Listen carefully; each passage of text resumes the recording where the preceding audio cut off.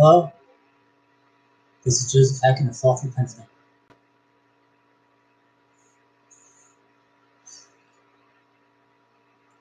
This speech is an addition to the revised version on the reparations for slavery talk, because all lives matter. This is my story. I was born August 26, 1968. The Rosa Parks incident happened before then, September 1st, 1965. Martin Luther King Jr. began a successful Montgomery, Alabama bus boycott after Rosa Parks was arrested for not giving up her seat to a white man, violation of the city's racial segregation rules. The boycott lasted for more than a year. And after that, Martin Luther King Jr. led many silent protests against racism throughout the country in the civil rights movement, with Rosa Parks right there with him. November 22nd, 1963, President John F. Kennedy was assassinated. I was only 5 years old. Martin Luther King Jr. was also assassinated on April 4th, 1968. I was only 9 years old. Robert Kennedy was also assassinated on June 5th of the same year, 1968. Again, I was only 9 years old. All these were on television, and I was in tune to them all. I would look on with amazement at it all, stunned and silent. There was the Chicago race riot that started on July 27th, 1919, on the south side of Chicago, Illinois, and lasted 5 days between black and white people. There were the New York race riots in 1964. I was only 6 years old.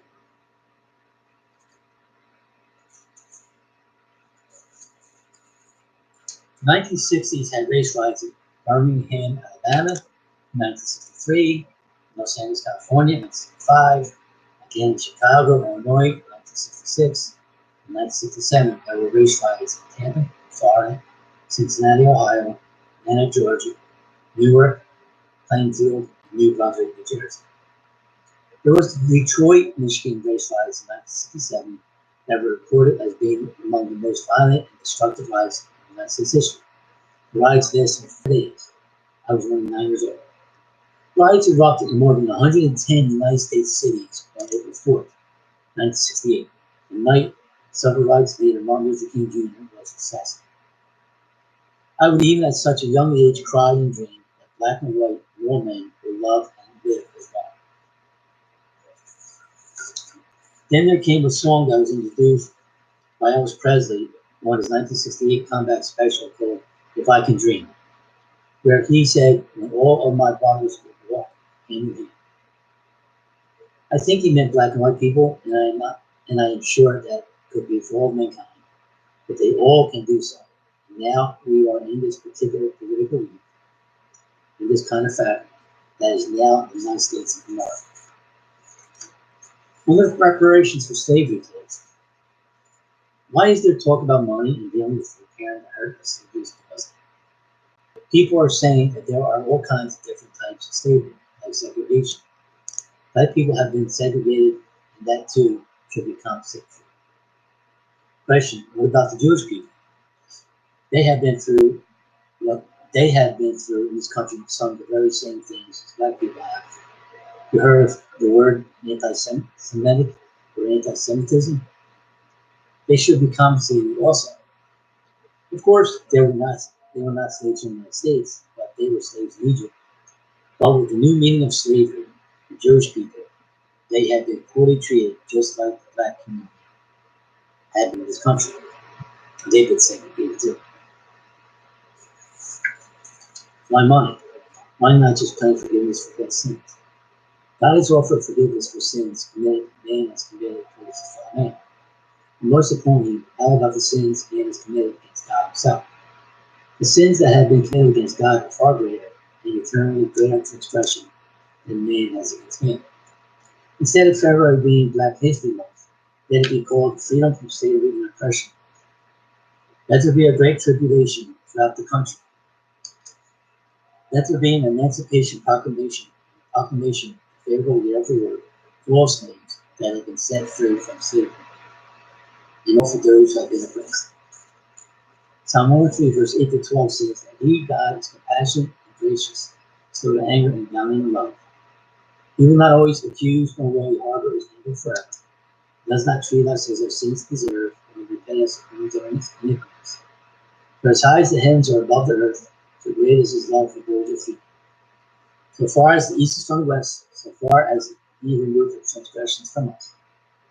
As high as the heavens are above the earth, and as far as the east is from the west, goes forever. From where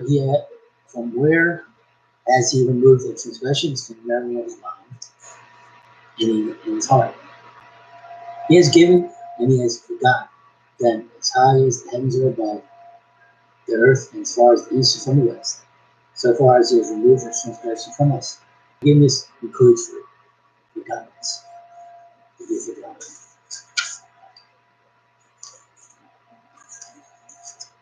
Read Psalm 103, the whole psalm. He tells us in His Lord's Prayer, Matthew 6:12, forgive us our debts, as we have also forgiven our debtors. We are in debt to God, but He has forgiven and forgotten them towards us. Remember, our debts are an eternally greater transgression against Him when we have committed against Him. Let's look at Philippians chapter 3, verse 16. Not that I have already obtained all this, or have already arrived at my goal, but I press on to take hold of that for which Christ Jesus has taken hold of me. Brothers and sisters, I do not consider myself yet to have taken hold of it. But one thing I do, forgetting what is behind me, straining toward what is ahead. Forgetting. But one thing I do, forgetting what is behind me, straining toward what is ahead. I press on to the goal for the prize for which God has called me heaven in Christ Jesus.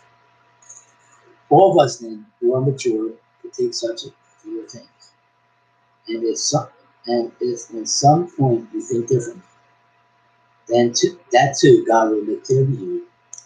Only let us live up to what we have achieved. Shouldn't we have the same mindset and heart as He? Shouldn't we forgive and forget, not holding on to the wrong feelings of God? Shouldn't we forget what is behind us and strain toward what is ahead of us? Even though there has been much accomplished in this fight against slavery and racism, it is still going to be a hard fight. It is still not going to be an easy one. But if there is a continued long suffering and patient stance, much more can be accomplished. Many more will come around to this mindset of slavery and racism, being just plain wrong, and the mindset to join others to fight against this particular sin, and themselves and others. But let us only live up to what we have already attained. Those who look to Jesus Christ for salvation press on heavenward toward the goal to win the prize, to which God has called us to in Jesus Christ.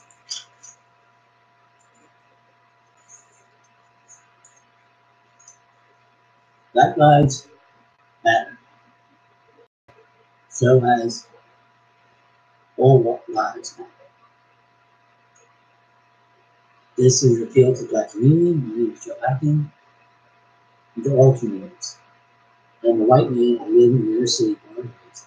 And I live in a predominantly Black neighborhood, and I do believe Black lives matter. No lives matter. I've stayed here in my residence believing that I will be able to change the situation in the neighborhood. I am concerned for the city. How do we both get involved together? The inner city Black community is much maligned by the elite. The elite usually focus on the negative side of the inner city, not the positive side. For sure, there are neighborhoods in the inner city. I have written about them. White communities as well as other ethnic communities have them also. The city streets and pavements that I live on are full of trash and bottles and cans. They are thrown there by those who pass by, even if there was a trash can beside it. One may still throw their trash onto the street, not into the can. Also, the streets department does not collect trash properly, nor do recyclables. They just whisk away the trash in recycled cans, sending some of the debris on the street bin. Maybe they do the daily. Another thing, the street department people do not put trash cans in street corners. The people drop their trash every day in the streets and the grass. I was there in front of the trash man this week, well, this week, and I was picking them up yesterday. They weren't picking them up. So, street department says that they do not push trash cans out because someone will use them for their own trash in case it's decided an excuse. Very few may do that. You, no matter what, still need to do this. Take it that person that the police officer sees them do it. You walk along the street and see that people who live in them do not care much trash can get from the house. So they leave the trash there and not bother to help out and clean it themselves. Somebody else did that. Why should I? And this is not just black communities, it's all communities. Well, I began writing down this message. I had an opportunity to do some mentoring with a young black boy, 13 years old. Not just, you could just do it, not just black people, but both people. He got to know me through an incident about 2 weeks later. And we were there to help give assistance, sitting him down on the top step to help relax his leg. Then I went to knock on his door to get his mom to inform her that her son hurt his leg and needed help walking. He had to be lifted and brought to his house. He was helped to his house by his mom, a next door neighbor, and good friend of his uncle. His mom was told by the doctor that it tore his Achilles tendon. Now he and I say hello as he again comes to the top. When he sees me, he says hello, sir. Sometimes he just says hello. Does not need to call me sir, just Joe. The teaching and mentoring moment came when I was shoveling snow from the steps back from the house. The lesson was about the difference between just being kind to someone in the street as opposed to turning them into this opposition. He asked me if he could help, and I said yes. And afterward, he asked if he paid for himself. He did. I did give him $3 though for himself, even though I did not need to do it. He did not ask to be paid with money.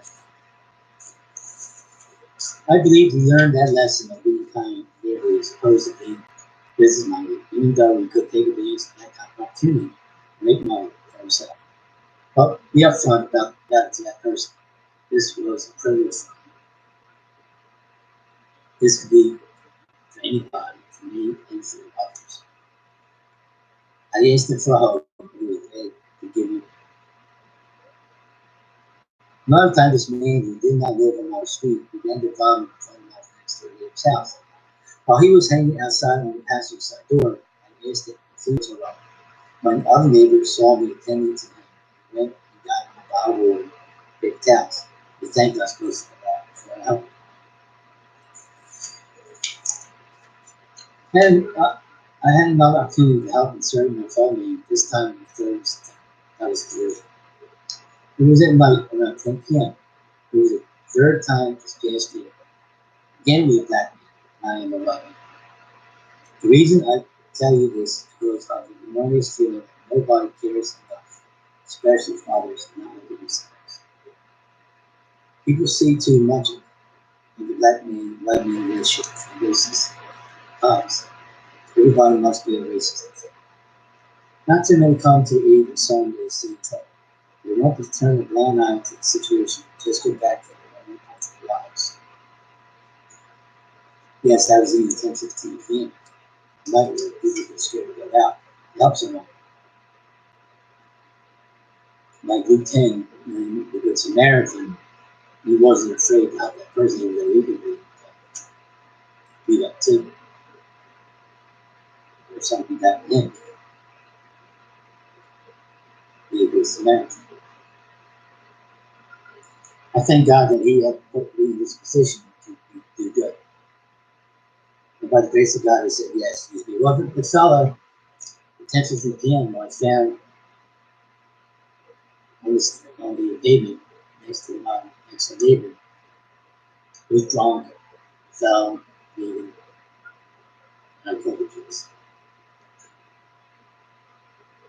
I went out to see who was over. He pulled out from outside the step.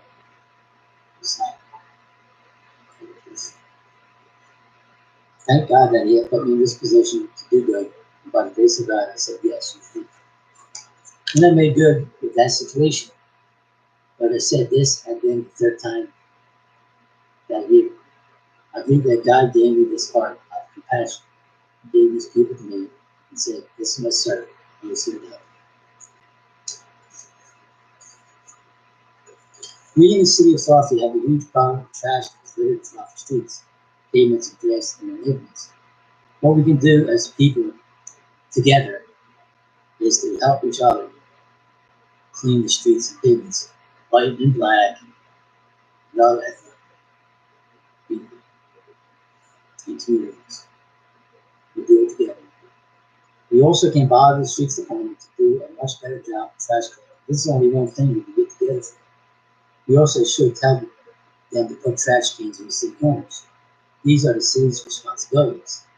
We are citizens. We as citizens need to hold the city, state, local, and federal governments to an account.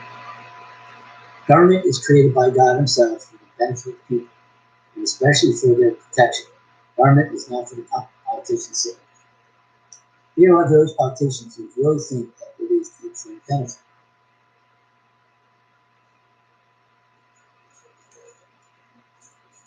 These are three circumstances, among others, in my life. These three happen to be in my predominantly black neighborhood, but I still love many people.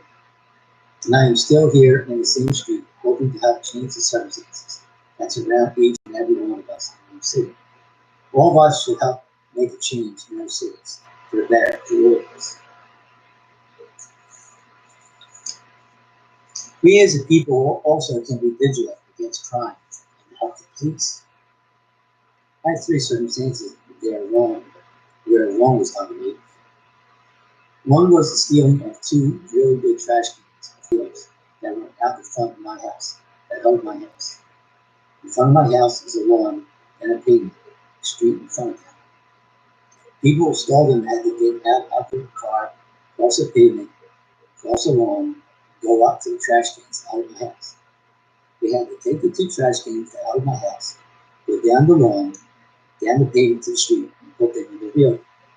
This took time to do.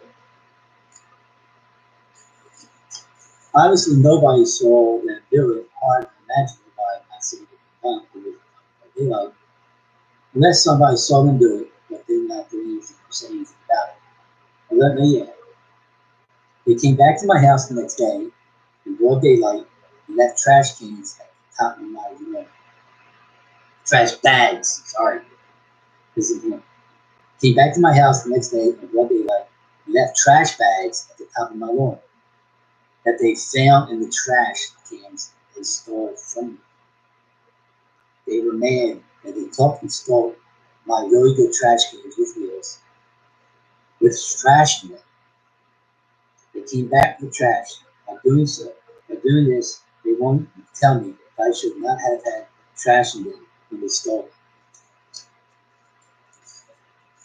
Second one was somebody walked up to my trash in my car. That somebody opened my passenger side door of the car, sat in my car in front of the passenger side that hugged the pavement that was towards houses. Opened the compartment that was between the two front seats, leaving it open. It opened the compartment that was in the middle, in front of the driver, the passenger seats, leaving that open, obviously wanting to steal what was in there and fell off. Again, this took time to do. Same thing.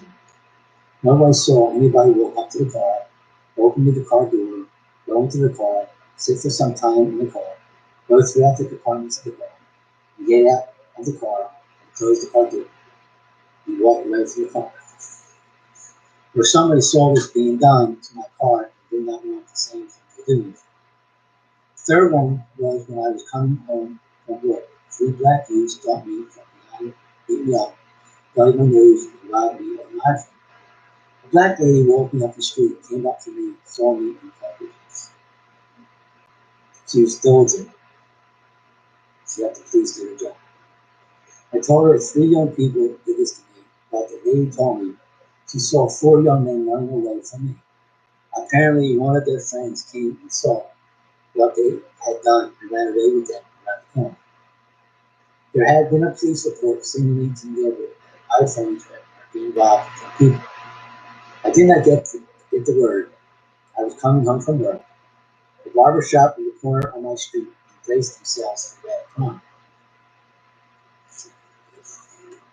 The barbershop tenants was like, they were aware of a white person walking around with a hoodie and music.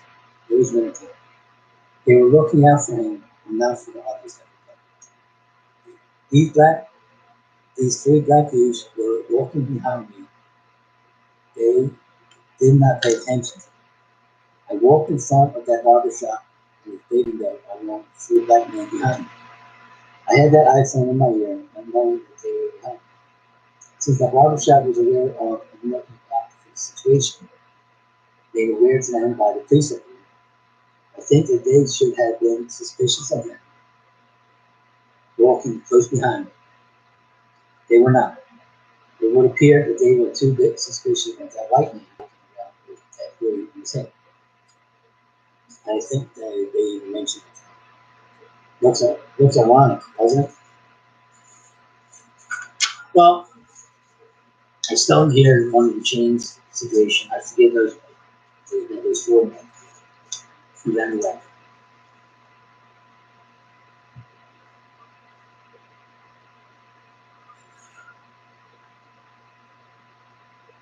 Thank you for tuning in. This is Joseph Livingston. Pennsylvania.